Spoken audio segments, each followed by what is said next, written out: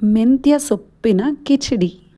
Cooker ಅಥವಾ ಪಾತ್ರೆಗೆ ಅಕ್ಕಿ, ತೊಗರಿಬೇಳೆ, ಮೈಸೂರುಬೇಳೆ, ಹೆಸರುಬೇಳೆ ಇಷ್ಟು ಸೇರಿ 1 ಲೋಟ ಆಗೋಷ್ಟು ಕ್ವಾಂಟಿಟಿಲಿ ಹಾಕಿಬಿಟ್ಟು ಒಂದೆರಡು ಸಲ ತೊಳೆದು ಅದಕ್ಕೆ ಅರಿಶಿನ, 1 ಸ್ಪೂನ್ ಎಣ್ಣೆ, ಒಂದು ಸ್ವಲ್ಪ ಉಪ್ಪು ಹಾಕಿ 3ರಷ್ಟು ನೀರು ಹಾಕಿ ಬೇಯಕ್ಕಿಡಬೇಕು ಅಥವಾ ಕುಕ್ಕರಲ್ಲಿ 1-2 ಕೂಗಿಸ್ಕೊಬೇಕು.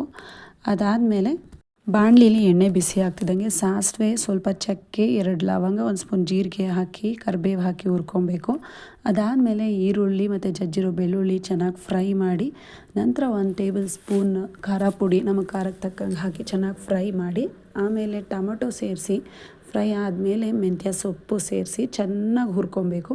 ಎಲ್ಲ ಹುರಿದಿದ್ದಾದಮೇಲೆ ಗ್ಯಾಸ್ ಸ್ಟವ್ ಆಫ್ ಮಾಡಿ ಅರ್ಧ ನಿಂಬೆಹಣ್ಣು ಹಿಂಡಿ ಈ ಒಗ್ಗರಣೆ ಮಿಶ್ರಣನ ನಾವು ಬೇಯಿಸ್ಕೊಂಡಿದ್ದಂಥ ಅನ್ನ ಬೇಳೆ ಮಿಶ್ರಣಕ್ಕೆ ಹಾಕಿ ಚೆನ್ನಾಗಿ ಕಲಸಿ 2 ಸ್ಪೂನ್ ತುಪ್ಪ ಹಾಕಿ ಕಂಪ್ಲೀಟ್ ಮಿಕ್ಸ್ ಮಾಡಿದ್ರೆ ಮೆಂತ್ಯ ಕಿಚಡಿ